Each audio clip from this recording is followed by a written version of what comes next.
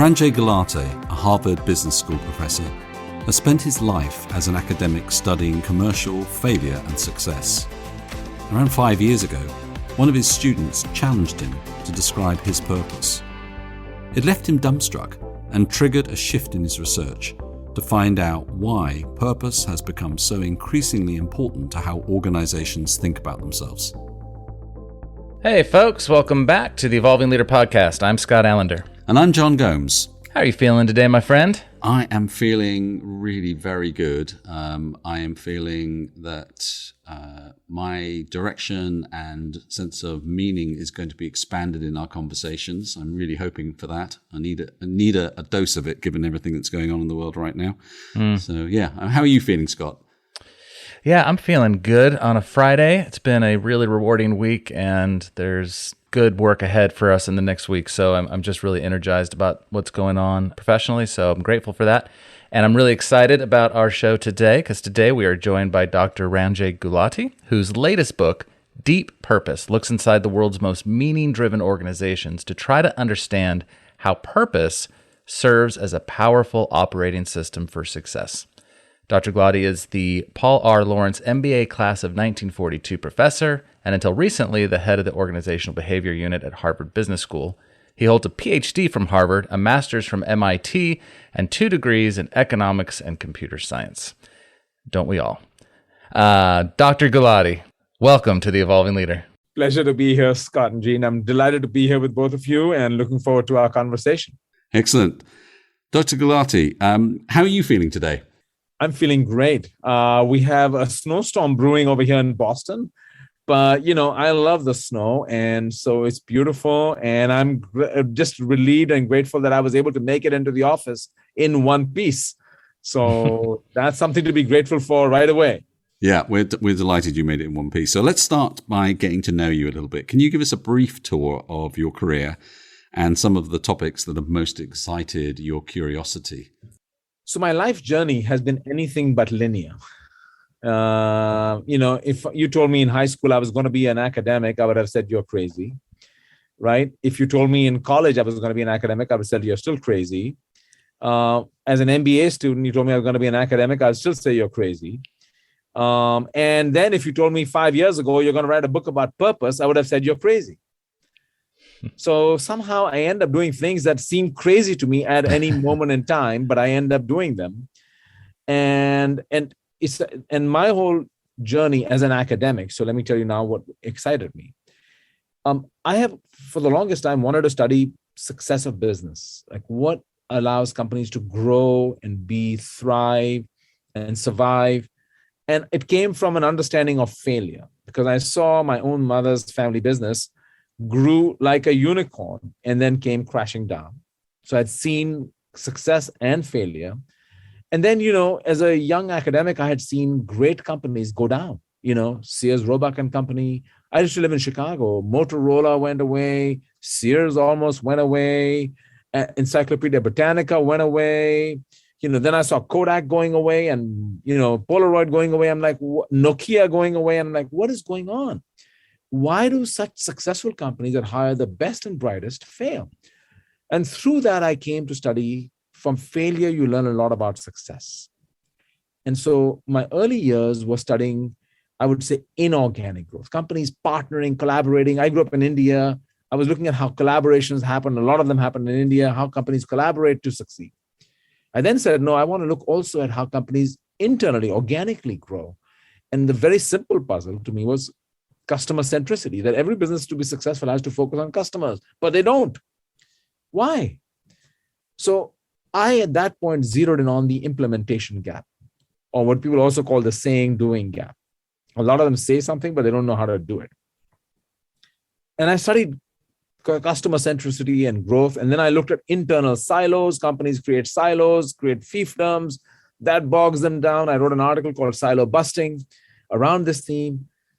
And over about 5 years ago, I stumbled into this a series of conversations I had with my former students, actually. First, my students, who said, you don't know, Ranjay, because my students were working executives. I was chairing a program called the Advanced Management Program. And they said, we are facing pressures right now to articulate a purpose for our business that goes beyond shareholder value, yes, but more. Why you're not teaching anything about it? I'm like, what do you mean, CSR? Okay, I'll get a guest speaker on CSR. We'll talk about CSR. Now let's focus on driving your business success. They said, but you don't understand. Success is being redefined.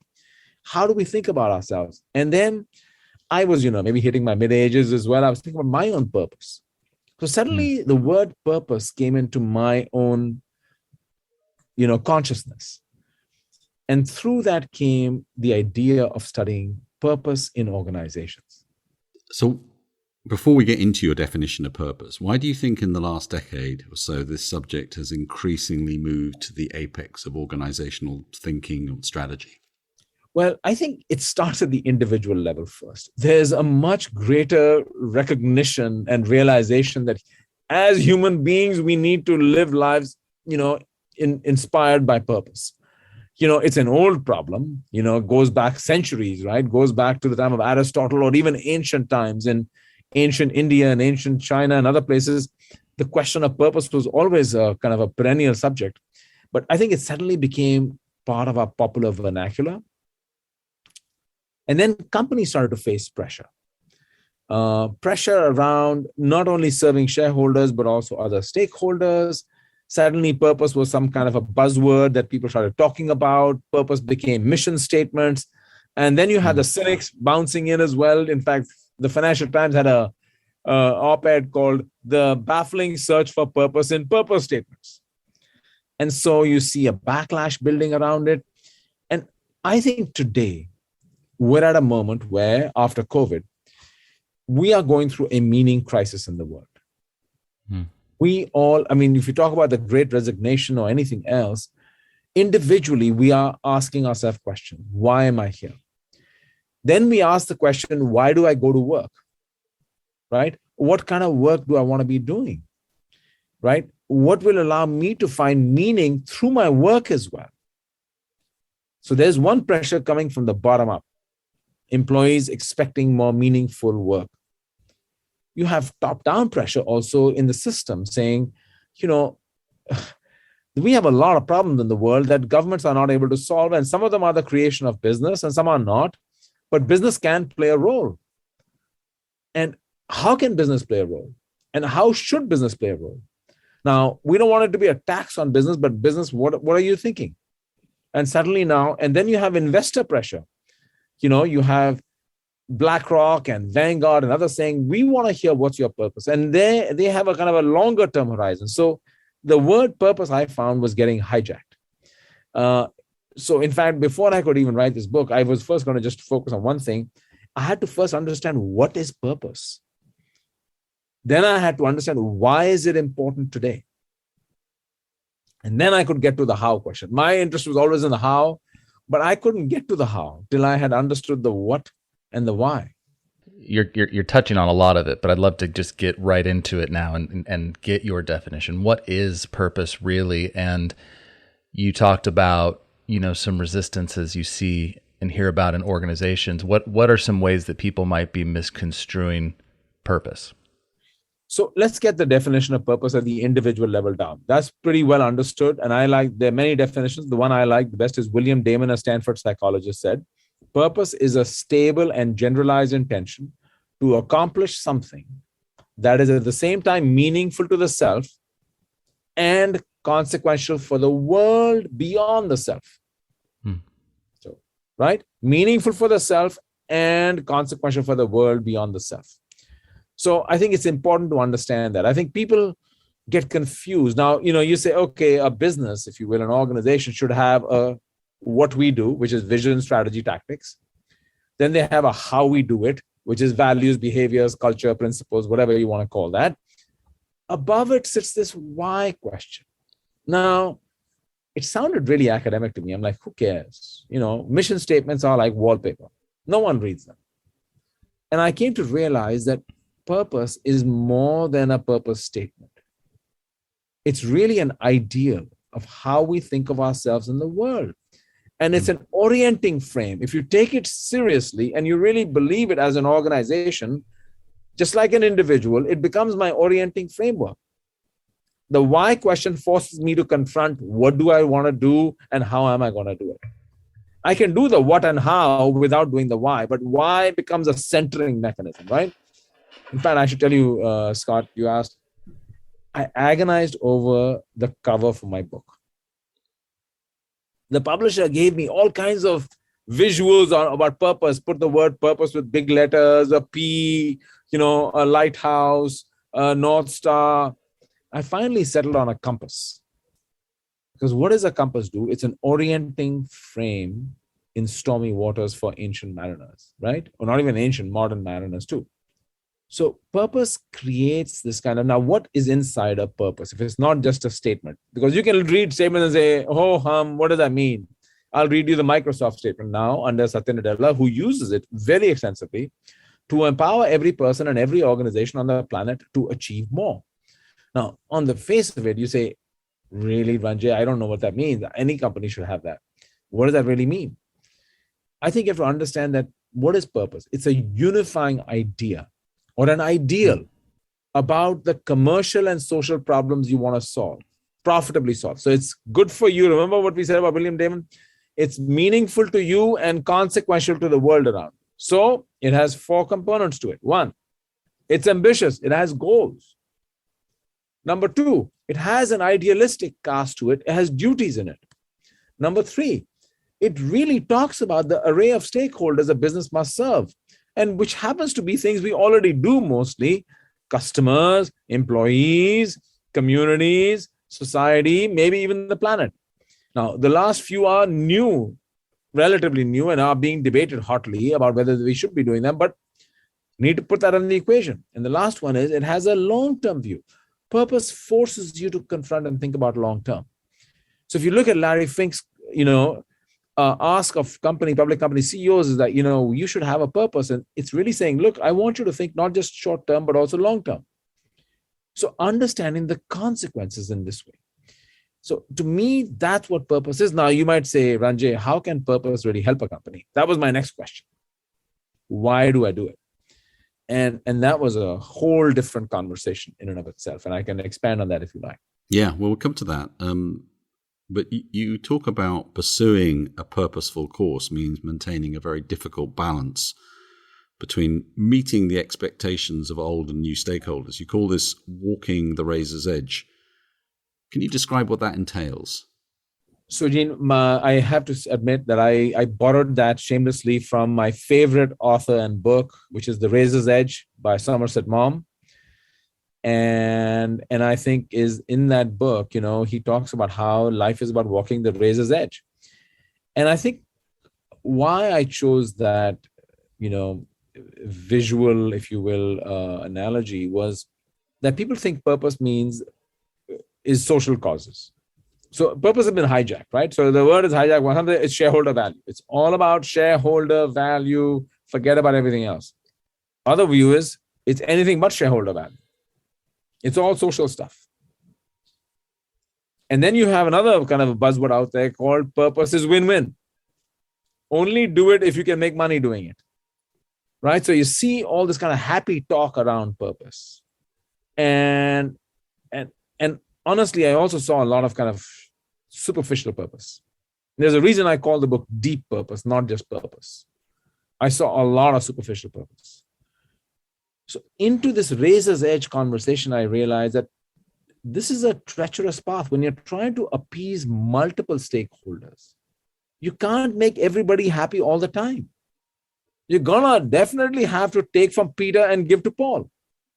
And when you do, Peter's gonna be really upset and Paul is gonna be really happy. We've seen this recently with some of the reactions to Unilever's focus on purpose, haven't we? But see, it gets cast in a way where you say, if you're giving to society, you must be taking away from shareholders. Ignoring the fact that when you give to society, it actually improves shareholder value too, right? And that's where the benefits of purpose come into play. Purpose is motivational. It makes your employees want to work harder, right? Purpose is, reputational. Your customers are more loyal and trust you more, right? Purpose is directional. It gives you clarity on strategy so you're not confused about choices you have to make. And purpose is relational. It connects you to your suppliers, your ecosystem, your partners in a way that otherwise you wouldn't. So purpose, and people are now on this task. Gene, I'm part of this endeavor as well. People are trying to measure purpose in companies and then try to correlate that to performance. Because you're saying, can purpose and performance go together, or is it a tax on business? Now, no one's going to have a causal model. You can't do that without the data available. But I interviewed almost 250 people in 18 companies for this book. And I am convinced that the companies I saw, which are not a large number, I still think is a small sliver of the population, unfortunately, have found a way to say you can have purpose and perform. This is not it's not an extractive force, it's a generative force. People work harder in purpose-driven companies. Customers are more loyal in purpose-driven companies. Your suppliers and partners are more connected to you. You create more value. And I think we have this mental block that somehow purpose is a tax on business. And I think we hold on to that. And that is, I think, a huge challenge. Or we hold on to the idea that purpose is a PR exercise, parade it, show it around once in a while, it's a license to kind of we call it the veil of virtue, a virtue veil, hide under the veil of virtue. Unfortunate. So somebody listening right now who might be thinking, gee, I don't know if we've got a fully, if we're fully connected to our sense of purpose in my organization. How do organizations that might not have that level of clarity, that sort of embodied purpose, how might they start to build that? It's a great question, Scott. So, and I looked at large and small companies, by the way. So I looked at companies ranging from Lego and Microsoft and Etsy to looking at small companies like Gotham Green and Livongo and One Mighty Mill. So I had the whole spectrum. Look, if you're a small company, it's never too early to articulate your purpose. And some of the most successful ventures I've seen don't start with a big idea. They start with a grand ideal. How are we going to change the world in a certain way? And I did an article actually in the Harvard Business Review last year, which is on this very question. Now let's get to the other one. Let's say you're an established venture and you're saying, I don't have a purpose and I haven't thought about it. Well, first of all, you have to interrogate yourself to understand what is our purpose, because you don't invent a purpose. A lot of times, if a venture's been around for a while, the purpose is already there. It's kind of sort of floating around. And as the Lego CEO told me, he said, you don't really invent a purpose, you detect or discover a purpose. So how do you figure out what that is? And maybe you don't like it. Maybe you say, that's not the one I want to have. And companies change their purpose over time too. So, if you look at, examples of companies, there are many companies that have evolved their purpose over time. If you look at under Bill Gates, Microsoft's purpose was to put a computer on every desk and in every home. Obama made it very complicated and long, calling it to create a family of devices and services for individuals and businesses that empower people around the globe, at home, at work, and on the go for the activities they value the most. You get why they needed to change that one, right? So companies change their purpose. Or if you look at Johnson & Johnson, which is one of the earliest companies with a purpose, was the Credo. They've evolved it over time. And when they lost their way, which they did about 20 odd years ago, they had a purpose challenge afterwards, where they said, let's challenge our Credo. Does it really make sense, or we should change it? So you can do a purpose refresh. So first thing is getting it right. Like what is, and it doesn't have to be only one sentence. It's like, what are and then you translate that into principles. Like, okay, what does this really mean? And then you have the getting it out there. It's easy for a founding team to know it. Then how do you kind of like get the message out? How do you then bake it into the organization? That's like the second half of my book. Yeah. So you talk about in aligning purpose with performance has 4 levers that you need to pull. Can you talk us through those? Yeah. And Gene, I came up with that because of the purpose skepticism. Yeah. I desperately wanted to have a one-word title for my book. I wanted to call it Purpose, but I couldn't because I encountered so much superficial purpose.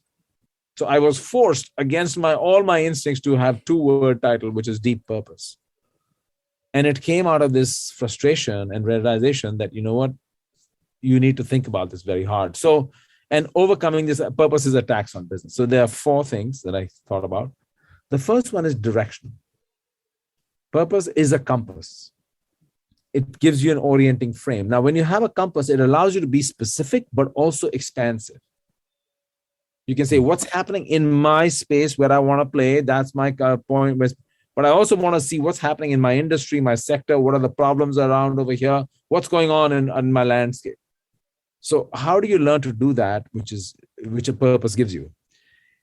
The next three measures that elements that I talk about, I would bundle them together as saying purpose gives you an operating system. It gives you a way of running your business differently in the following way. The first one is motivational. How people show up to work. How do they feel connected to work? We know one thing. There was a study in 2015 in the Harvard Business Review which showed that inspired workers are 2.2 times as productive as satisfied workers. Not even dissatisfied is a whole different story. Inspired workers are 2.2 times as productive as satisfied workers. Now, what does that mean for us to think about? Can purpose really elevate me into thinking about myself differently? I'll give you a short anecdote on this one, and then I'll come to the next one. When I was a teenager working with my mother's business in the summers, one evening I was having dinner with my mother. And she said to me, Ranjay, I just want to tell you that my wish for you is you never have to work a day in your life. Now, my mother was a very, very successful businesswoman at that time. So I was thrilled because I thought she was telling me that she had made so much money that I would never have to work. And I was thinking, forget college. I ain't going to college. This is great. Forget that exam I have next week. I don't need to think about that. So I told my mom, I said, that sounds really good to me. And instantly she realized the miscommunication going on here. She said, I did not say you're not going to work. What I was saying was, I don't want you ever to feel that when you go to do something, it's work for you. She said she used to work 100 hours a week all the time. But she said, I never feel like I'm going to work. I don't feel like I'm going to work. And I want that for you. So if you think about operating system, one of the benefits of purpose is it motivational. It inspires people. It can. May not work for everybody, but it has an inspirational element to it. The second element is reputational. There's growing evidence that as customers, we care about companies that stand for something. It signals goodness, trust, integrity, and in this world we're in today, that matters for something. Now, I'm not saying go and plant some trees in the Amazon forest and I'll pay you more for your product, right? I'm saying, what are you doing that is meaningful for the world and connecting it to the products you sell? This is not doing charity projects. This is saying you have committed yourself to providing healthy products that are good for me. And if I believe that, then I'm going to be more loyal to you. So and in B2B and B2C markets. So there's a reputational benefit. The third is this relational benefit where suppliers and ecosystem partners start to engage each other, saying there's a huge issue among those kind of relationships. And if there is trust, then there is more commitment and there's more value creation. So I feel that this second part of this purpose is this redoing the operating system in an organization, how it relates to its employees, to its customers, and to its partners. You suddenly have a different worldview. Economists like to describe companies as a nexus of contracts. I think of it as a very dismal view, that everything is a contract. And I think what you're seeing is these become nexuses of commitments, where people come together around a common cause. And, this is not a new idea. Emile Durkheim, a French sociologist in the last century, described what he called moral communities. Communities of individuals who came together around a common moral belief. Now, he was talking about religious communities around moral beliefs, but how they bonded and connected. I'm not saying business is religion, so don't get me wrong, don't take that too far, but I think the idea of being connected around a common purpose can be very elevating for everybody. Yeah.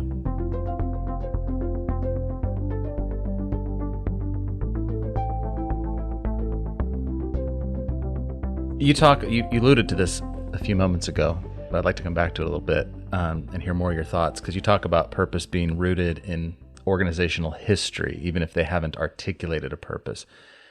I'm really interested on how does having this connection to the past give people more clarity about the future, especially in a world that's changing so quickly?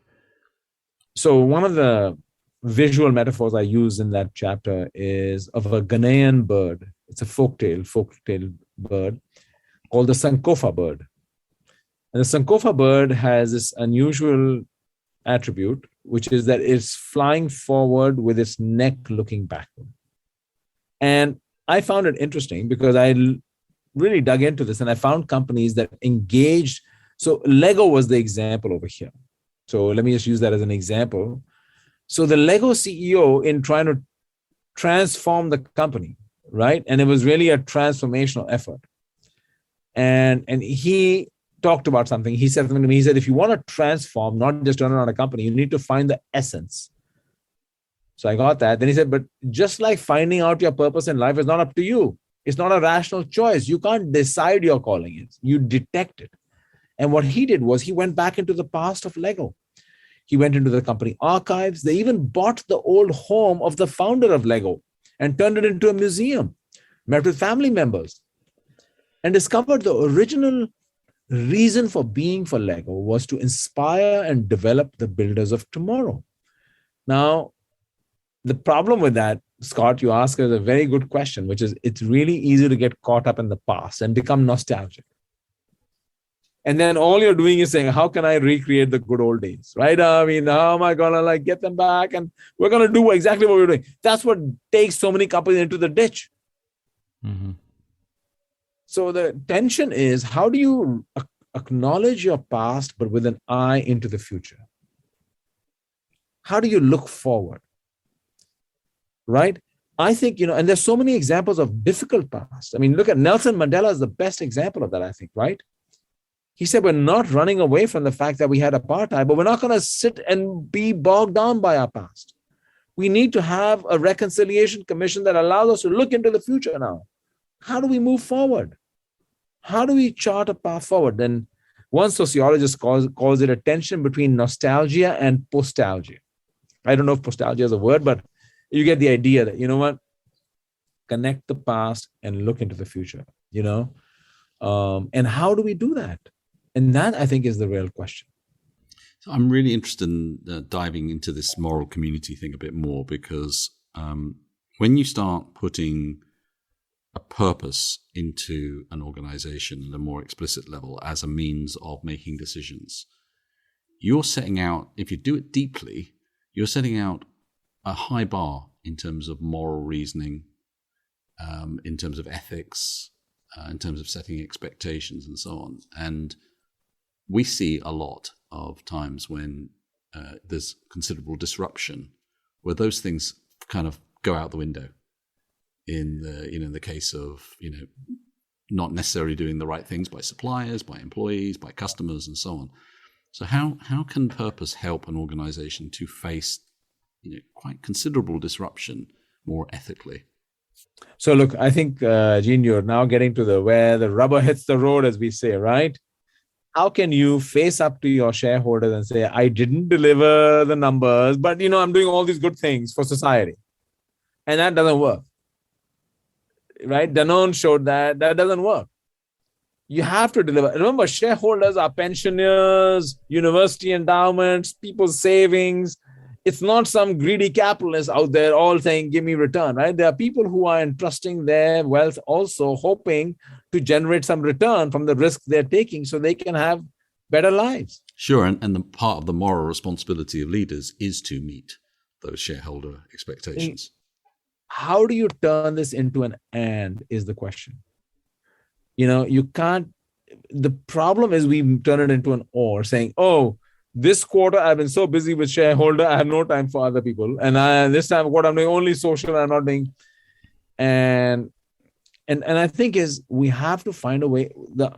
In today's reality is you got to do the and that's why it's the razor's edge, because you're juggling and balancing, saying how much do I deliver for shareholders, how much do I deliver for, but I'm going to be transparent.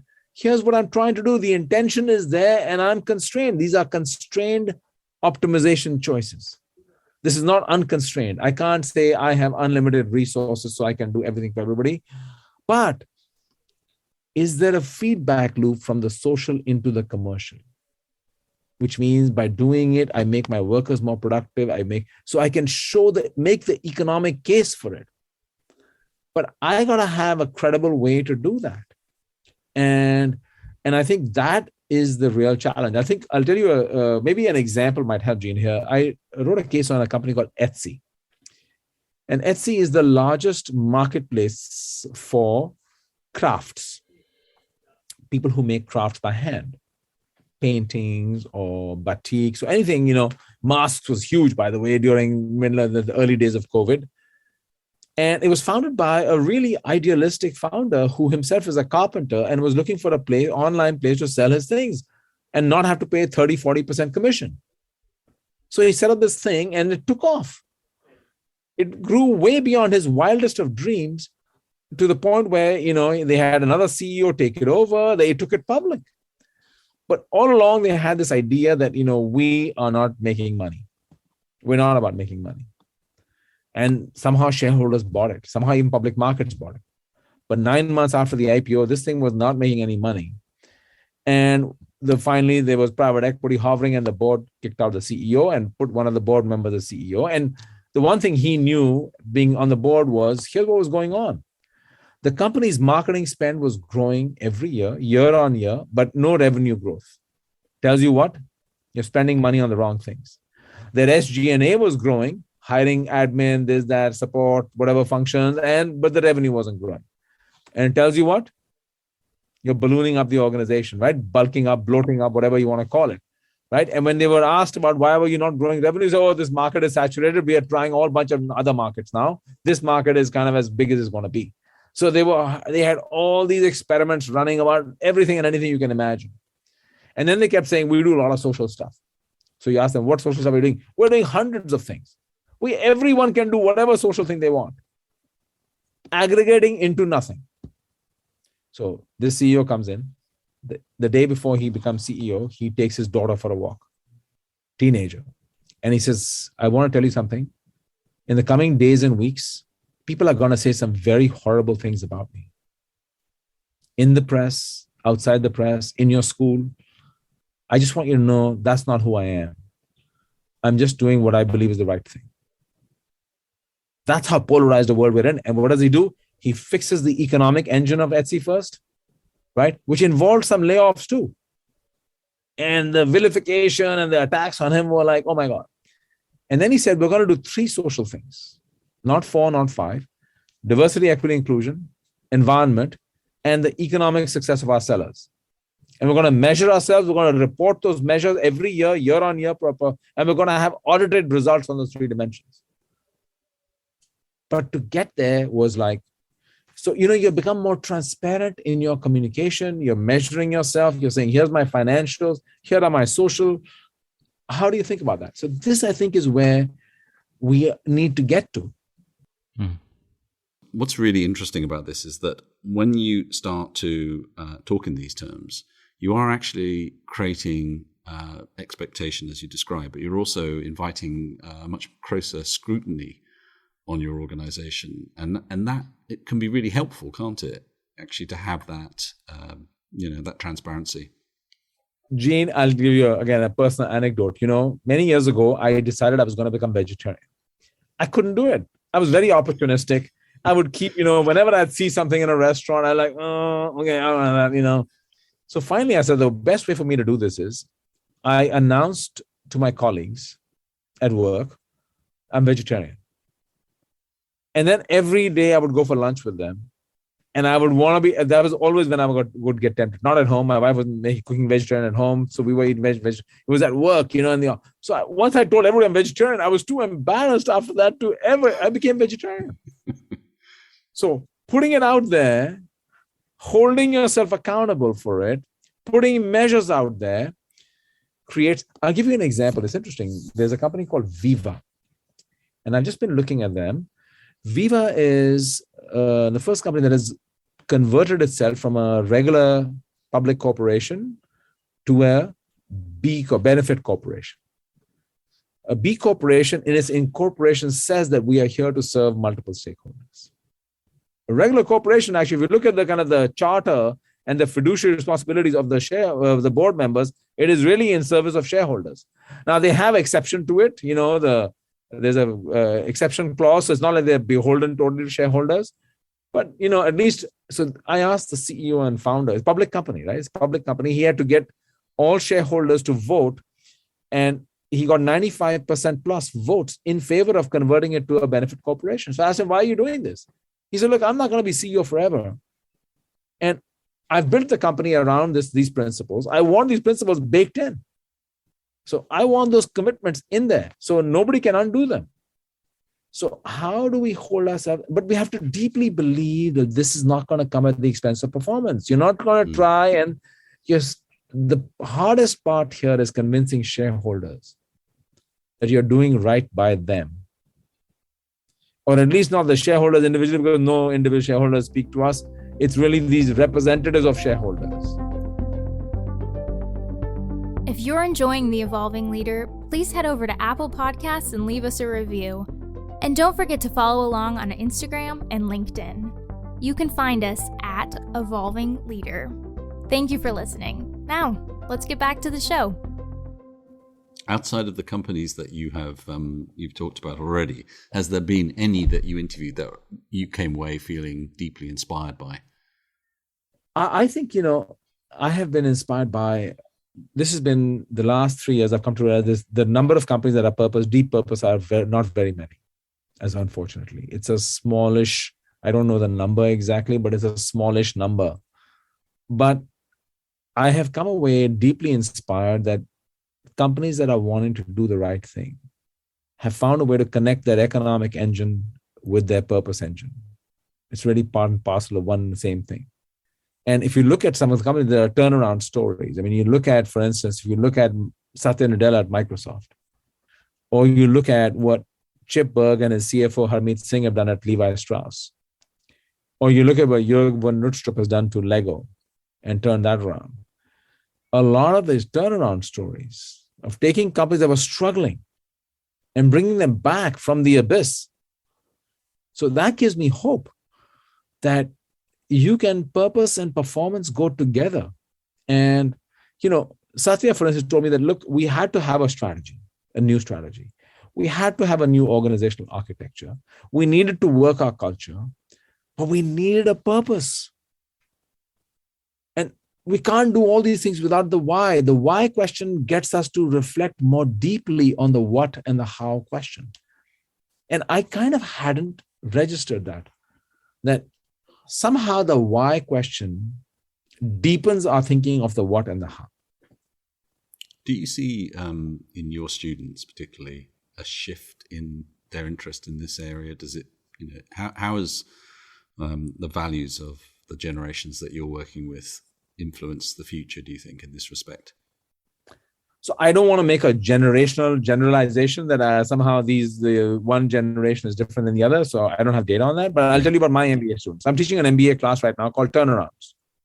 And if I was to read the tea leaves in the room and see what the sentiment is, they are deeply inspired by purpose. They resonate. They see the merits of it. I just taught a case on Best Buy, and I had the former CEO, Hubert Joly, who led the turnaround. And he talked about purpose. They were all over it. Now, I would like to believe, I'm not one of their generation, I'm a different generation. I would like to believe, if you look at the great resignation going on right now, at least some of that has to do with purpose and meaning. So I believe that, this is not just a younger millennial interest. I think all of us, COVID has done something to us also, right? I mean, look at, most of us have confronted death, seen it close hand, first hand or second hand. We've seen illness. We've seen fear. We've had lots of time to introspect. So we start to ask ourselves questions like, what am I doing with my life? It might be over tomorrow. Then what? Why was I here?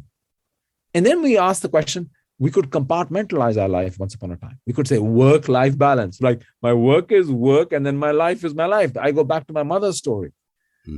I think people are wanting to live more coherent lives, more connected lives.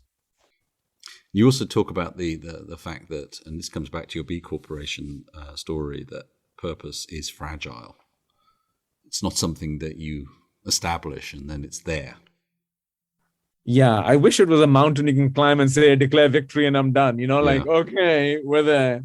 And I'll tell you where I discovered this was, it came from startups, actually, some of them, where I was doing a project on scaling. And I found a number of founders of fast growth companies who had achieved quote unquote success would get all nostalgic about the good old days. When we were small, we were very entrepreneurial, we could really be very dynamic and we could do this and that, et cetera, et cetera. And it was very interesting to observe this nostalgia. I said, what is it that you lost? And they were all the culture, the informality. And anyway, I studied this for almost a year, wrote an article called, The Soul of a Startup. One of the elements among the three elements I identified was this sense of purpose, that we were tied together around an ideal. And somehow, as we've grown, we've lost that connection, that entrepreneurial spirit around, we're going to do something to change the world, that kind of animating force that I was inspired by. And I found that's where I first saw. But I saw larger companies too. This erosion of purpose over time. When the founder leaves, for instance, one effect that I had to identify what was going on here. One was the founder departure. Some of them, the whole thing gets personified into an individual who's a larger than life individual. In fact, sometimes they have to come back. Howard Schultz, when he came back to Starbucks after being away, said, "Oh, we've lost our soul." When Steve Jobs came back after being away for a while, he said, "Oh, we've lost our soul." So they have very soulful kind of references to something they have lost. So there's a purpose erosion that happens. Then you also get confused because the counter pressures of different stakeholders aren't going away. And the temptation of serving one at the expense of the other. I don't say always shareholder. It could be any one of them. Maybe serving employees more, right?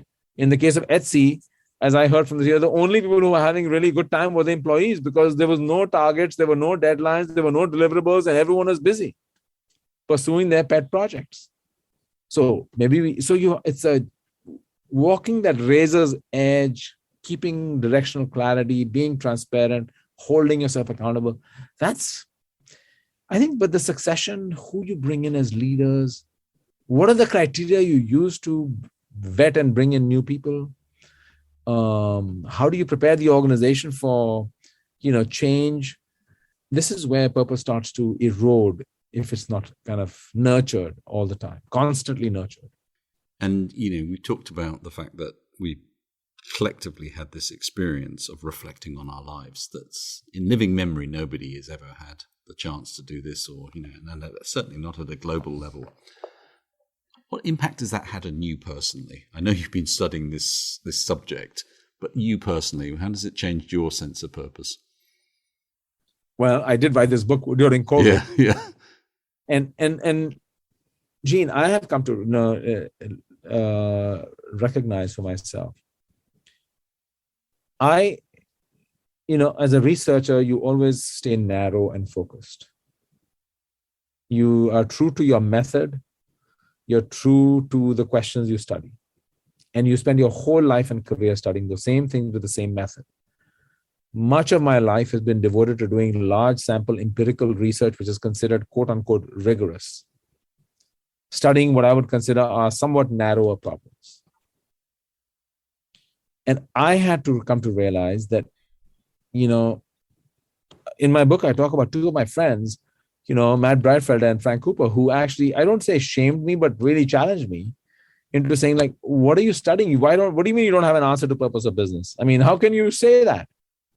And I realized that, our mission at the Harvard Business School is we educate leaders who make a difference in the world.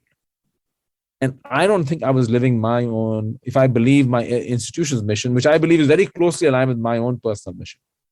I don't believe I was living my own purpose, if I would. And so I had to, writing this book was scary for me. Right? It's a new topic with a new set of methods and tools for an audience that I hadn't written for, in a domain that is very touchy-feely and very contentious and politically charged, right? And we have very nasty, harsh labels for people who fall into the other camp. So all this is new to me, but I felt that, given the world we're in, I needed to have something to say about it. How do you think that's changed you? I think it's given me a bit more courage to allow myself to ask questions that I would otherwise not have asked. It's allowed me to put a bit of my inherent caution to the winds and saying that, I need to do what I believe is right. And it's also changed my own measure of what I consider to be my own measure of self-success, if you want to call it that. We all have our own markers of have I achieved my purpose? And I've changed my markers of what my purpose is. And all that has happened in COVID. So, I'm not grateful for COVID. I don't, it's a very tragedy that has really befallen the world. And, but, you learn to, adapt. And I think I'm also grateful that I got to spend time with my family. My kids were all of us were under one roof. So we got to spend some time together, which I don't know when we'll ever do again. Yeah, but it's been transformational. I think for me as an educator, as a researcher, as a citizen in the world. So what's next for you? What's the next step for you in this journey, do you think? So, when I began this project, I didn't mention this, Gene, I was actually writing another book. I was halfway through another book. And this topic gripped me so much that I had to park that book halfway. It's really hard to stop a project halfway. It was really hard for me to stop it halfway. I'd already spent almost a year and a half on it. I parked it and I moved into this. I'm now going to return to that once I've finished talking about this book. And I hope to kind of continue. And it continues in the vein of understanding how do we enact purpose in organizations, in our lives. So on to the next one is, no respite, no going and kicking up my heels on a beach. I plan to spend about the next year and a half to get that. I feel I'm not Buddhist, but apparently the Buddha gave a sermon once upon a time, and the title of the sermon was "Wake Up!" ! Your time is running out. And I feel I have to, not that I hope my time is not running out anytime soon yet, but I feel like I have things to do. Excellent. Well, on that note, I just want to say, Ranjay, this has been a brilliant conversation. You've illuminated the topic. You've got us thinking about it in a number of different ways and held the tension between something that could easily be presented in a fairly, sort of binary way and isn't at all, as you say. So we wish you luck with the book, and thank you for coming on to The Evolving Leader. Oh, thank you, Gene. You did, I can see you really read my book, and I'm grateful for that. It's, reading a book and coming up with questions about it is a lot of work. So I want to thank you for taking the time to do that. Oh, no, really. It's a pleasure. It's a pleasure. Thank you. Make sure you pick up a copy of Deep Purpose today.